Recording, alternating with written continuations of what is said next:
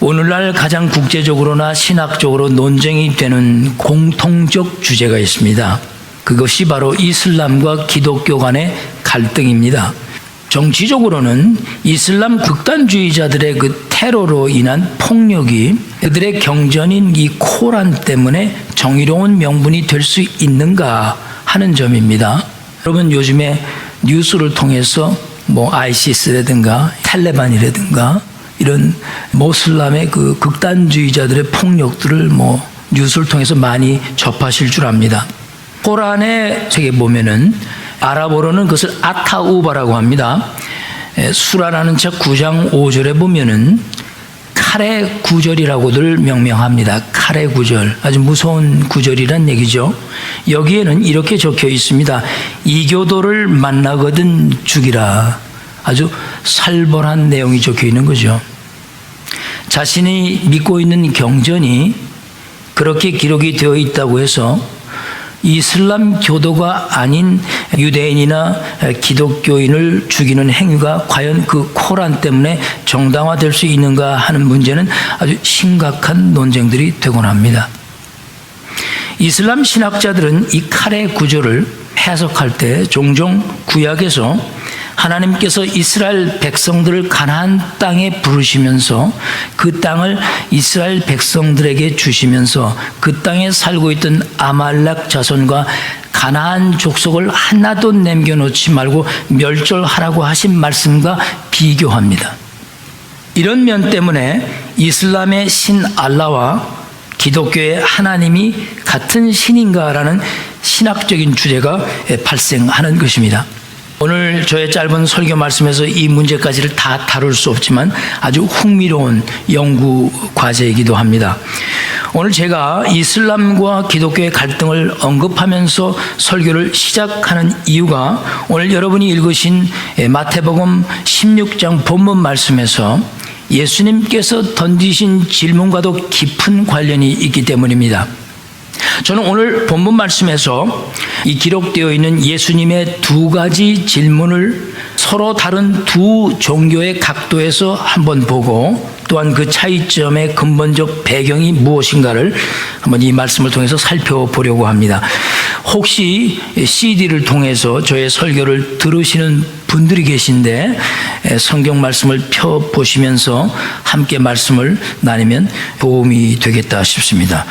기독교와 이슬람의 차이를 다루는 데 있어서 가장 핵심적인 논쟁의 주제는 하나님의 정체성에 대한 견해 차이입니다. 기독교와 이슬람 그리고 유대교는 모두 유일신을 믿고 있는 종교들입니다. 그럼에도 불구하고 유대교와 이슬람과는 달리 기독교에서는 세 위격인 삼위일체 하나님을 고백하고 믿습니다. 다시 말하면 이슬람에서도 같은 유일신을 다루기는 하지만 그들의 신은 알라는 삼위일체 하나님은 절대 아니라는 점입니다. 이 점에서 이슬람과 기독교의 하나님이 같은가라고 질문을 했을 때 그렇기도 하지만 또 그렇지 않다고 말할 수가 있게 되는 것입니다. 이것이 가장 큰 논쟁 부분입니다. 제가 말씀드리려는 포인트는 규범적인 면에서는 같은 유일신이라고 볼 수 있지만 기독교 신앙의 가장 핵심적인 하나님에 대한 이 믿음의 고백적인 분야와 하나님의 그 사랑에 대한 헌신적인 희생적인 삶을 따르는 면에서는 절대 같을 수가 없다는 겁니다. 유대교나 이슬람교에서 유일신을 믿는다고 말할 때는 성삼위 세 위격이라는 것은 그 유일신 신앙 안에 설 자리가 절대 없습니다. 그러나 기독교의 하나님은 유일하신 하나님이시지만 서로 다른 세 위격이 그 유일신 하나님 안에 존재합니다. 이 뜻은 각각 다른 전능하신 세 분의 하나님이 계시다는 뜻이 절대 아닙니다. 전능하신 하나님은 오직 한 분이십니다. 그러나 세 분의 인격체가 있다는 뜻입니다. 오늘 여러분이 함께 고백한 이 아타나시우스 신조, 주후 325년 니케아 종교회의에서 그리스도의 종속소를 주장했던 그 아리우스 주의파들을 반대하면서 세워진 기독교 핵심적 교리를 다룬 내용입니다. 바로 이 내용이 수천 년에 걸쳐서 오늘날 기독교의 핵심적인 하나님의 정체성에 대한 교리로 자리를 굳게 잡아온 것입니다. 제가 이 기독교 삼위일체 하나님을 믿는다는 것을 처음부터 이렇게 강조하려고 하는 이유가 있습니다. 왜냐하면 오늘 본문을 여러분이 좀 더 잘 이해하기 위해서 이 기본적인 하나님의 정체성을 확실하게 알고 가야 하기 때문입니다. 또 한 가지 여러분들이 오늘 본문을 이해하기 위해서 한 가지를 더 살펴보아야 할 것이 있는데, 이것이 바로 성경에서 자주 던져지는 질문들에 관한 것입니다. 성경이 던지는 질문에는 크게 두 가지가 있습니다. 하나는 사람이 하나님께 던진 질문들입니다. 그리고 다른 하나는 하나님께서 사람에게 던진 질문들입니다. 이 두 가지 질문이 성경을 읽어 내려가면서 항상 거론됩니다. 사람이 하나님께 한 질문 중에 대표적인 질문이 바로 모세가 하나님에 대해서 던진 하나님의 정체성에 대한 질문이었습니다. 출애굽기 3장 13절 말씀에 보시면 하나님께서 모세를 택하셔서 이스라엘 백성들을 애굽에서 구출하기 위해서 모세를 바로에게 보내실 때 모세가 하나님의 이름이 도대체 무엇입니까? 라고 물어보지 않았습니까? 그때 하나님께서 자신의 정체성에 대해서 어떻게 말씀하셨습니까? I am that I am. 나는 스스로 있는 자라고 말씀하셨습니다. 성경은 종전 이런 질문을 하나님께 던짐으로 해서 하나님의 정체성인 자신을 드러내도록 하셨습니다. 오늘 본문 말씀에 여러분이 읽으셨지만 예수님도 이 질문을 통해서 이와 유사한 것을 말씀하셨습니다. 또한 하나님께서 사람에게 하신 질문들이 많이 있습니다. 그 중에서 하나님께서 가인에게 하신 질문이 있지 않습니까? 창세기 4장 6절에 보면 하나님께서 누구의 제사는 받으셨습니까? 아벨의 제사는 받으시고 가인의 제사는 받지 아니하셨을 때 가인이 몹시 흥분하고 화가 났다고 성경이 기록을 했습니다. 그때 하나님께서 가인에게 질문을 하셨어요. 하나님께서 가인에게 이르시되 내가 분하여 함이 어찌함이며 안색이 변함이 어찌 됨이냐 하고 질문하셨지 않습니까? 그리고 7절 말씀에 내가 선을 행하면 어찌 낯을 들지 못하겠느냐, 그렇게 재차 질문하셨습니다. 하나님께서는 가인이 마음속에 선한 것이 없고 악한 것에 사로잡혔음을 질문하시는 것입니다. 그럼에도 불구하고 가인은 그런 하나님의 질문을 받은 후에 회개나 고백은 하지 않고 오히려 동생 아벨을 돌로 쳐 죽였지 않습니까? 그것은 하나님의 질문이 있고 난 다음에 일어난 악한 행동이었습니다. 그런 행동이 있고 난 후에 하나님께서 가인에게 또 질문하셨습니다. 아주 유명한 질문 아닙니까? 내 동생 아벨이 도대체 어디 있느냐? 그러자 가인은 그때 하나님께 고백을 했는데 거짓을 고백했습니다. 거짓을.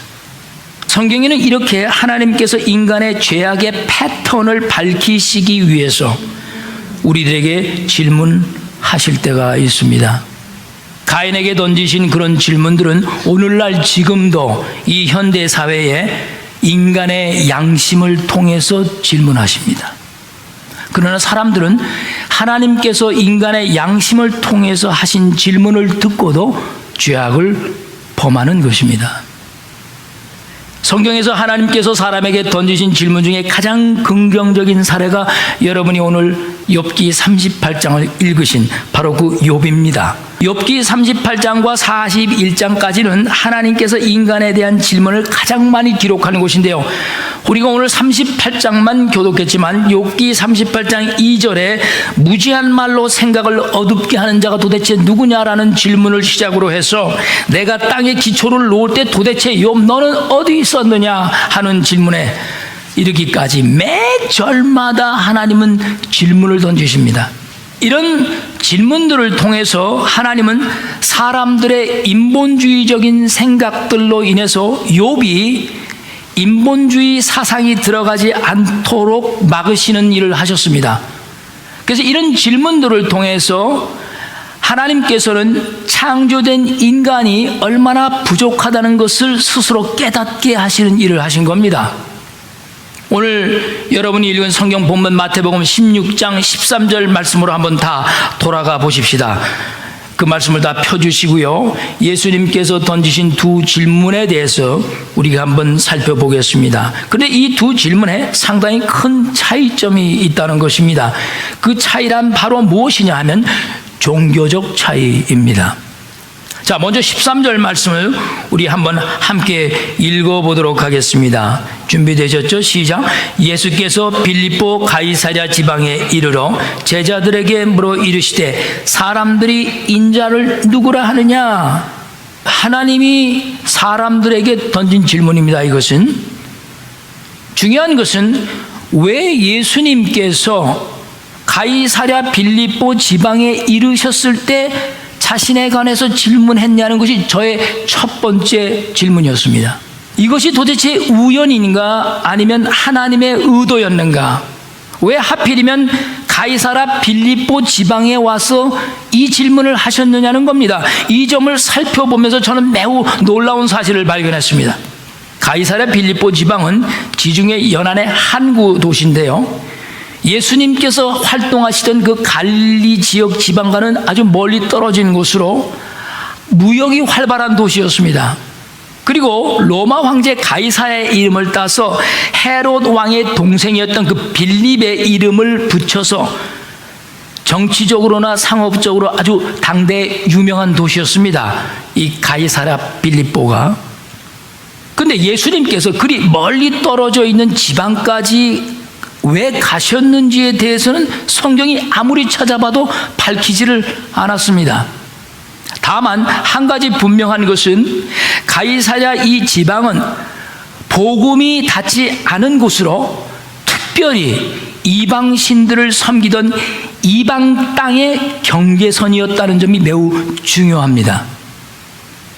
예수님께서 굳이 가이사랴 빌립보까지 가신 것을 보면 그 예수님의 마음속에 그 이방을 향한 복음 전파의 필요성을 의도적으로 나타내려 한 것으로 해석해 볼 수가 있겠습니다. 결국 이 하나님의 의도는 마태복음 28장의 그 대사명까지 이어지는 것입니다. 다시 말하자면 예수님께서 가이사랴 빌립보 지방에 이르셨을 때 그 자신에 대한 질문을 던지신 것은 그 복음에서 벗어난 그 이방신을 섬기는 세상이 바라보는 예수 그리스도 자신에 대한 견해를 예수님이 확인하고 싶었다는 점입니다. 이 13절의 첫 번째 질문을 보십시오. 질문을 어떻게 하고 있는지 맨 앞에 뭐라고 말씀하셨습니까? 사람들이라고 하셨습니다. 사람들이 인자를 누구랴 하냐 하는 이 질문에서 이 사람들이란 도대체 누구를 의미하는 것이냐 하는 점입니다. 선택받은 사람들이냐 아니면 선택받지 못한 사람들이냐 할 때 이 사람들이란 선택을 받은 사람들이 아니라 이방신을 섬기는 세상 사람들을 의미하는 것입니다. 이방신을 섬기는 사람들이 바라보고 있는 그 예수님은 당연히 자신들의 종교적인 배경에서 예수님을 보는 것이 분명하지 않겠습니까? 그죠? 아주 중요한 포인트는 이방신을 섬기던 사람들이 본 예수님은 실제적인 인물이 아니었다는 것입니다. 저는 이걸 발견하면서 매우 놀랐고 흥분스러웠습니다. 그들이 본 예수는 구약의 인물을 배경으로 환상적인 인물을 지금 보고 있다고 얘기하고 있는 거예요. 사람들이 인자를 누구라 하느냐는 질문에 대한 세상 사람들의 견해를 제자들이 답변을 해주었는데 14절 말씀을 우리 한번 같이 읽어보겠습니다. 14절 말씀 준비되셨죠? 시작. 이르되 더러는 세례 요한 더러는 엘리야 어떤 이는 에레미야나 선지자 중 하나라 하나이다. 자, 세상 사람들의 대답에서 나타난 세 사람의 선지자의 공통점이 있습니다. 무엇입니까? 다 죽은 사람들입니다. 그러니까 이방신을 섬기던 사람들이 예수님에 대해서 보고 있는 것이 이미 죽은 자들이 다시 살아 돌아온 것처럼 생각했다는 뜻입니다. 이해가 되시죠? 이것은 예수 그리스도를 실존 인물로 보지 않으려는 의도입니다. 이것이 바로 세상이 보는 예수 그리스도에 관한 견해입니다. 오늘날에도 세상 종교는 이슬람을 비롯해서 예수 그리스도를 환상적인 인물로도 취급하지 않습니까? 실제로 존재한 인물이 아니라는 그런 주장들이 너무나 많지 않습니까? 마가복음 6장 14절 말씀을 보시면 오늘 여러분 주보 안에 성경 말씀이 기록되어 있습니다. 헤롯이 자기가 죽인 세례 요한이 다시 살아나서 예수 안에서 역사한다고 보았다고 성경이 말씀하지 않습니까? 그죠? 누가복음 9장 19절 말씀에는 더 상세히 기록을 했는데 옛 선지자 중에 한 사람이 살아났다고 사람들이 보고 있다고 기록을 하고 있습니다. 그러니까 복음이 전파되지 못한 이방 땅에서 생각하고 있는 예수 그리스도는 실제적인 인물로 보지 않으려고 하는 겁니다. 오늘날까지도 이런 견해가 세상의 모든 종교들 안에서 잔존하고 있습니다. 그들은 십자가에 달려 죽으신 예수님이 실제적인 인물이 아니라고 계속 부인하는 겁니다. 육체를 가진 사람이 어떻게 죽었다가 다시 살아날 수 있느냐? 그러니 십자가에 달린 사람은 그건 육체가 아니고 환상적인 존재였다. 이렇게 주장하는 거 아닙니까? 오늘날 가장 활발히 성장하는 이슬람교가 주장하는 예수 그리스도에 대한 견해, 그 관점이 바로 예수는 구약의 옛 선지자 중 하나였다. 그들은 십자가에서 죽으시고 3일 만에 부활하신 예수님을 부인합니다. 유일신 하나님을 섬기는데 어떻게 아들이 있고 성령이 있으며 어떻게 그 아들이 죽었다가 살아날 수 있느냐? 유일신 하나님이, 그들은 삼위일체 하나님을 인정하지 않는 것입니다. 오늘 이 말씀에서 여러분과 내가 분명히 알아야 할 것은 이 예수님의 첫 번째 질문에 여러분과 제가 해당되지 않는다는 사실입니다. 절대 여러분에게 해당되지 않습니다. 왜 그렇습니까? 여러분과 저는 세상 사람들이 더 이상 아니기 때문입니다. 골로새 1장 13절 말씀에 이런 확신을 성경이 우리에게 주었습니다. 그가 우리를 흑암의 권세에서 건져내사 그의 사랑의 아들의 나라로 옮기셨느니라. 여러분, 이 존귀한 말씀을 지금 들으셨습니까? 우리가 흑암 권세 아래에 있다. 하나님의 나라, 아들의 나라로 우리가 다 옮겨졌다는 거죠. 그러니까 우리는 더 이상 이 첫 번째 질문에 해당되지 않는 사람들이라는 겁니다. 요한복음 5장 24절의 말씀에 보면 여러분과 나는 사망에서 생명으로 옮겨진 사람들이라고 말씀하고 있습니다. 그러니까 이 예수님의 첫 번째 질문인 사람들이 인자를 누구라 하느냐는 이 질문은 여러분과 저에게는 해당이 되지 않는 질문입니다.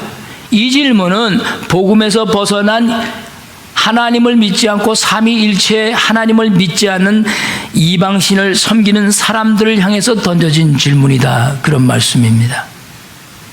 이 질문이 바로 가인에게 던져졌던 그 질문과도 같은 질문입니다. 그러면 여러분과 저는 어느 질문에 해당이 됩니까? 바로 두 번째 질문에 해당이 되는 것입니다. 자, 두 번째 질문을 한번 함께 읽어보겠습니다. 15절 말씀입니다. 준비되셨죠? 시작. 이르시되 너희는 나를 누구라 하느냐. 이 질문에서 중요한 포인트가 있는데 사람들이 아니라 누구라고 했습니까? 너희라고 한 점입니다. 이 말씀에서 너희는 바로 선택받은 사람을 뜻하는 겁니다. 너희는 구체적으로 사람들이 아니라 너희는, 그리고 그 질문에 누가 대답을 했습니까? 베드로가 대답했습니다. 왜 그랬을까요? 예수님의 제자로 제일 먼저 선택받은 사람이 누구였습니까? 베드로였습니다. 베드로. 당연히 베드로가 제일 먼저 대답해야죠. 제일 먼저 선택을 받았으니 제일 먼저 고백하는 것이 맞는 겁니다. 자, 16절 말씀 우리 한번 함께 읽겠습니다. 시작. 시몬 베드로가 대답하여 이르되 주는 그리스도시요 살아계신 하나님의 아들이로소이다. 믿으시면 아멘. 아멘. 이슬람과 기독교의 차이를 이 답변에서 분명하게 보여주고 있습니다. 선지자로 보는 것과 하나님의 아들로 보는 것과 환상적인 것으로 보는 것과 실제적으로 보는 것의 차이인 것입니다. 그렇다면 왜 다른 종교에서는 예수 그리스도를 죽었던 선지자 중에서 다시 살아난 것으로 잘못 생각하고 환상적으로 보는 것일까요? 왜 그들은 예수님을 실제적으로 지금 보지 못하는 것일까요? 도대체 무슨 이유 때문에 그런 것일까요? 모든 종교가 다 구원을 최종 목적으로 합니다. 그러나 기독교의 구원의 기초는 다른 모든 종교와 다르다는 점입니다. 기독교의 구원은 사람의 감정이나 사람의 추측에 의해서 판단되어지지 못합니다. 그리고 어떤 주범적인 것을 지키고 수행을 했다고 해서 구원이 이루어지는 것도 아닙니다. 여러분의 구원이, 나의 구원이 만약에 우리의 감정에 의존한다면 얼마나 그 구원이 위험하겠습니까? 우리의 감정의 느낌에 의해서 구원받았다고 확신이 드신다면 여러분이 가지고 있는 그 구원의 확신이라는 것이 날마다 죽을 듯이 그냥 뒤바뀌는 거예요. 오늘은 구원받은 것 같았다, 내일은 구원이 없는 것 같고, 뭐 하나 잘못하면 구원을 못 받을 것 같은 의심이 생기고. 왜 그래요? 내 감정에 의존해서 구원의 확신을 걸어놓기 때문에 그렇게 되는 겁니다. 그러니 얼마나 위험한 구원이 되겠습니까? 그러나 이 기독교의 구원은 여러분과 내 안에 이런 불안정한 감정이 아닌 어떤 확실한 외부적 증거에 의해서 우리의 구원이 유지가 되는 겁니다. 이것은 여러분과 내 안에서 생겨나는 것이 절대 아닌 겁니다. 이것은 분명히 외부에서부터 오는 그 무엇입니다. 그러니까 구원의 문제는 정직하게 말해서 여러분과 내가 성경에 대한 지식이 많다고 하는 것과 절대 관계가 없습니다. 성경을 전혀 몰라도 구원은 성립이 될 수가 있어요. 교회의 경험적인 배경하고는 구원은 아무런 관계가 없습니다. 얼마나 내가 말씀에 충실했는가가 선행 조건이 절대 되지 않습니다.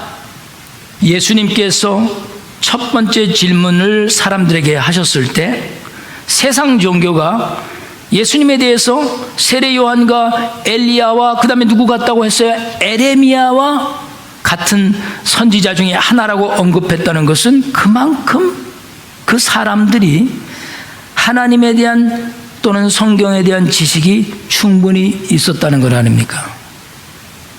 보세요. 이슬람 종교가 얼마나 구약적입니까? 그들 또한 아브라함의 자손이라고 생각하고 믿습니다. 코란을 읽어보십시오. 구약의 역사를 모르는데 어떻게 엘리야를 거론하고 에레미야를 거론하고 세례 요한을 언급할 수 있겠습니까? 죄로 오염된 인간이 성육신하신 하나님의 그 아들을 바로 볼 수 있으려면 인간의 자신 안에 있는 능력으로는 불가능하다는 것입니다. 전적으로 외부의 도움이 있어야만 가능하다는 것입니다. 그 점에 대해서 예수님께서 17절 말씀에서 밝히셨습니다. 우리 17절 말씀 함께 읽겠습니다. 준비되셨죠? 시작. 예수께서 대답하여 이르시되 바요나 시몬아 내가 복이 있도다. 이를 내게 알게 한 이는 혈육이 아니요 하늘에 계신 내 아버지시니라. 할렐루야. 반석과도 같은 말씀을 지금 들으셨습니다. 만약에 여러분과 제가 예수님을 나의 구주십니다 라고 베드로처럼 진실하게 마음으로 고백을 했다면 그것은 지금 베드로에게 말씀하신 것처럼 우리의 판단에 의해서 된 것이 아니라 하늘에 계신 하나님 아버지께서 그렇게 여러분과 나를 통해서 알게 하셨기 때문에 가능했다는 그런 말씀입니다. 바로 이 점이 기독교 구원의 가장 근본적인 기초입니다. 기독교 구원은 안에서 일어나는 게 아니고 외부에서부터 들어오는 것입니다. 그러니까 믿음은 객관적인 겁니다, 여러분. 절대 주관적일 수가 없습니다. 사람의 구원이 하나님께로부터 시작된다는 것이 다른 종교와 기독교의 차이점인 것입니다. 첫 번째 질문과 두 번째 질문의 차이인 것입니다. 유명한 기독교 작가인 C.S. 루이스는 순전한 기독교란 책에서 이 점에 대해서 고백과 회개는 선한 사람이 할 수 있는 것이 아니다라고 했습니다. 그분의 말에 의하면 정작 고백과 회개가 필요한 사람은 악한 사람인데 온전한 고백은 선한 사람만이 할 수 있다, 그 뜻입니다. 보세요. 여러분과 제가 죄를 짓습니다. 죄를 짓고 악해지면 악해질수록 커지는 것이 있는데 그것이 무엇입니까? 고백과 회개에 대한 필요성은 점점 커집니다. 그러나 반면에 우리가 죄를 짓고 악해지면 악해질수록 작아지는 것이 있어요. 그것이 무엇입니까? 고백하고 회개할 수 있는 능력은 반대로 더 작아집니다. 죄를 지면 질수록 고백의 필요성은 높아지는데 죄를 지면 질수록 고백할 수 있는 능력은 적어진다, 그 뜻입니다. 그래서 여러분과 나의 힘으로는 도저히 고백할 수가 없게 되는 겁니다. 안 됩니다, 고백이. 그래서 하나님께서 여러분과 나로 하여금 그 주님을 바로 보게 하시고 그 주님을 깨닫게 하시고, 그래서 우리의 죄로 인해서 고백의 필요성은 높아져서 고백을 해야 할 능력이 적어진 상태에서 암만 하려고 해도 고백이 안 나오는 그 상태에서 하나님께서 우리를 불쌍히 보시고 하나님 아버지께서 우리를 깨우쳐 주심으로 그 고백할 수 없는 능력 속에서 고백할 수 있도록 하셨다, 그 말씀입니다. 얼마나 하나님의 은혜가 위대합니까? 목회를 하다 보면 사람들이 흔히 말하기를, 목사님 저는 참 고백과 회개가 잘 안 됩니다. 그런 사람들 정말 많이 만납니다. 왜 그런지 여러분 이제 이유를 아시겠죠? 그 이유는 바로 그만큼 고백할 것이 없어서 그런 것이 아닙니다. 고백의 필요성은 절실히 느끼는데 계속 고백을 해야 되겠는데 고백하고 회개할 능력이 적어져서 고백이 안 나오게 되는 것입니다. 그래서 그런 사람은 절대적으로 하나님의 도움이 필요한 것입니다. 그래서 그런 사람들은 고백을 하려고 노력할 필요가 없이 그저 하나님께 도와달라고 간구해야 됩니다. 내가 고백할 수 있도록 도와주십시오. 내가 내 잘못을 자백할 수 있도록 성령이 나를 깨우쳐 주시옵소서. 자백에 포인트를 주지 말고 하나님에게 포인트를 둬야 고백이 가능하게 된다, 그 말씀입니다. 그래서 그분이 도우시면 여러분과 내가 고백할 수 있게 되는 것입니다. 베드로가 지금 이렇게 고백하는 것은 바로 하나님께서 그를 도우셨기 때문입니다. 여러분과 내가 해야 할 신앙의 고백이 도대체 무엇입니까? 주는 그리스도시요 살아계신 하나님의 아들이다라는 아주 긍정적인 고백입니다. 회개는 부정적인 고백인 거예요. 회개는 우리의 죄를 털어내놓는 것이고, 긍정적인 고백은 하나님을 향해서 주는 그리스도시요 살아계신 하나님의 아들이십니다. 그분은 유일하신 하나님으로 오늘 우리가 아타나시우스 신조에서 낭독한 대로 삼위일체 하나님으로 성부와 성자와 성령이 하나이신 하나님이십니다. 저는 쇼마록스 한인교회 모든 성도들이 개인적으로 이런 놀라운 영광스러운 고백이 있기를 주의 이름으로 간절히 축복드립니다. 네. 그렇다면 이제 마지막으로 잠시 한 가지 더 생각해 볼 것이 있습니다. 이런 하나님의 정체성에 대한 믿음이, 또 이런 고백이 여러분과 나에게 미치는 영향은 도대체 무엇이냐 하는 것입니다. 주님께서 베드로의 고백을 들으신 후에 무엇이라고 말씀하셨는지 한번 17절 말씀을 다시 보시겠습니다. 자, 바요나 시몬아, 내가 뭐라고 그랬습니까? 뭐가 있다고 하셨습니까? 복이 있도다 하셨습니다. 할렐루야. 주님께서 베드로의 고백을 축복하셨다는 겁니다. 얼마나 멋있습니까? 이 첫 번째 축복은 주님을 바로 보게 하신 은혜의 축복입니다. 은혜의 축복. 왜 은혜의 축복입니까?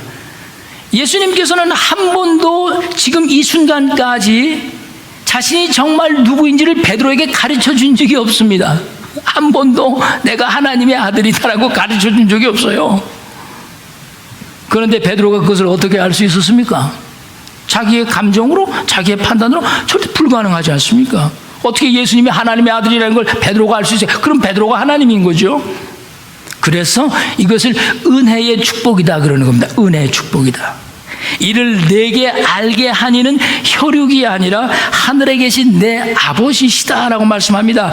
은혜의 가장 큰 선물은 보이지 않는 그 영이신 하나님을 내가 아버지로 받아들이는 것. 이것은 오직 성령께서만 여러분과 내 안에서 가능케 하시는 일입니다. 물론 내 입술로 내 마음에서 우러나와 하는 것이지만, 그래서 그것이 내 거인 것처럼 생각이 되지만, 그것은 나로 인해서가 아니라 하늘에 계신 하나님 아버지께서 그렇게 하시지 않으면 불가능했다, 그런 뜻입니다. 만약 그렇지 않고 우리의 감정과 의지대로 한 것이라면 언젠가는 변할 것입니다. 그래서 하나님 아버지께서 하신 일이기 때문에 여러분과 나의 고백이 불변하고 영원하고 인침을 받고 영생할 수 있게 되는 것입니다. 그만큼 하나님께서 성령을 통해서 하시는 일은 변질되지 않고 영원하다는 그런 뜻입니다. 그러므로 여러분과 나의 고백은 하나님께서 주신 것이며 되돌릴 수 없는 영원성을 가지고 있는 것입니다. 그래서 나의 고백이 하나님의 은혜의 축복이 되는 것입니다. 두 번째 축복을 한번 보십시다. 두 번째 축복을 어떻게 말씀하셨는지 우리 18절 말씀을 보시면, 내가 내 교회를 세우겠다고 하셨지 않습니까? 그리고 음부의 권세가 이기지 못하리라고 하는 축복을 주셨습니다. 얼마나 영광스러운 축복입니까? 여러분, 음부의 권세가 무엇입니까? 죽음입니다. 다시 말해서 생명력이 상실된 것입니다. 그것이 음부가 가진 권세입니다. 하나님이 깨닫게 해주신 이 고백을 통해서 여러분과 내가 생명을 얻었다는 것입니다. 사망의 법에서 생명의 법으로 옮겨졌다는 것입니다. 그러니 죽어도 죽은 것이 아닌 겁니다. 죽으면 새로운 생명이 또 시작되는 겁니다. 할렐루야. 그러니까 죽는 게 없는 거예요. 여러분, 믿음이 무엇입니까? 음부의 권세인 죽음과 생명에 대한 싸움에서 승리하는 비결이 믿음입니다. 그러므로 여러분과 나의 고백은 바로 이 생명에 대한 싸움에서 승리를 선언하는 것과도 같습니다. 그 승리의 결과가 무엇이라고 말씀했습니까? 19절 말씀은 우리 함께 보겠습니다. 내가 무엇을 내게 주리니? 천국 열쇠를 내게 주리니. 할렐루야. 여러분이 놀라운 축복의 결과의 말씀을 들으셨습니다. 여러분과 나는 지금 무엇을 가진 사람들입니까? 천국 열쇠를 가진 사람들입니다. 도대체 이 천국 열쇠가 진짜 허리에 차고 다니는 열쇠입니까? 여러분, 정말 그런 열쇠예요? 천국 열쇠는 바로 예수 그리스도를 뜻하는 것 아닙니까? 그분이 바로 천국 열쇠입니다. 요한계시록 1장 18절 말씀을 보십시오. 곧 살아있는 자라 내가 전에는 죽었노라 볼지어다 이제 세세토록 살아있어서 사망과 음부의 열쇠를 나 또한 가졌노라. 할렐루야. 그러므로 여러분과 내가 가진 이 축복의 천국의 열쇠는 예수 그리스도신 것입니다. 여러분과 나는 그리스도 예수 안에서 이 음부의 권세인 사망에서 이미 승리한 사람들입니다. 그러니 죽어도 죽은 것이 아닌 겁니다. 제가 잘 아는 형님이 한 분 계십니다. 어제 중앙일보 신문에 났습니다. 박재돈 사진작가. 그분이 다음 주 토요일 날 전시회를 해요. 근데 그분이 암투병을 하셨습니다. 3주 전에 들판에 꽃 찍으러 나갔다가 갑자기 암이 재발됐습니다. 그래서 얼마 살지 못한다는 판단이 내렸습니다. 그래 이제 생명이 얼마 남지 않았단 말이죠. 그래서 한 번도 해보지 않은 사진 전시회를 지금 준비하고 있습니다. 그런데 참 놀라운 것은 이제 자기 생명이 얼마 남지 않았다는 걸 알고 있으면서도 전혀 그 죽음에 떨림 없이 담대하게 그 죽음을 맞아들였습니다. 그리고 이제 그 남은 시간에 무엇이라도 하나 남겨놓을 수 있는 그 무엇 하나를 하기 위해서 그동안 자기가 40년 동안 찍었던 사진들 중에서 100점을 골라 이번에 전시회를 하게 됩니다. 바로 그런 모습들, 음부의 권세를 이기는 그리스도인의 모습들, 너무나 아름답고 존경스럽고, 저도 5월 7일 날 사진전에 꼭 가려고 합니다. 오늘날 교회에서 사라진 것이 무엇입니까? 우리가 전통을 비판해 왔습니다. 그 전통을 비판하면서 신앙의 뿌리까지 다 뽑아버렸습니다, 이제는. 그래서 문화가 어쩌고 그 문화에 휩쓸리고 세속화가 돼버려 북치고 장구치고 하면서 거룩한 예배는 다 사라지고 심하게 교회는 정치화되고 조직화되어 부패하고 타락해버렸습니다. 진짜 음부의 권세를 이기는 믿음을 찾아보기가 어려운 시대가 되지 않았습니까? 사랑하는 우리 쇼만옥소 교회 성도 여러분, 오늘 우리가 이 참회 기도 시간에 낭독한 이 2000년 전에 이 만들어진 이 아타나시우스의 이 신조는 우리 기독교 신앙의 깊은 뿌리입니다. 오늘날 이 신조를 고백하는 교회가 도대체 몇 교회나 되겠습니까? 이런 것들을 다 빼버리고 도대체 우리는 그 예배 시간에 무엇을 고백하고 무엇을 믿는다고 우리는 말하고 있는 것입니까? 우리 SKC가 1주년 주일을 맞이하면서 우리 교회의 정체성을 다시 한번 재확인하면서 우리 SKC 교회는 진실로 하나님에 대한 고백이 매 주일마다 이 자리에서 신실한 성도들을 통해서 고백되는 그런 놀라운 축복이 역사처럼 이어지는 위대한 교회로 남아 존재하기를 주의 이름으로 간절히 축복드립니다. 우리 기도하십시다.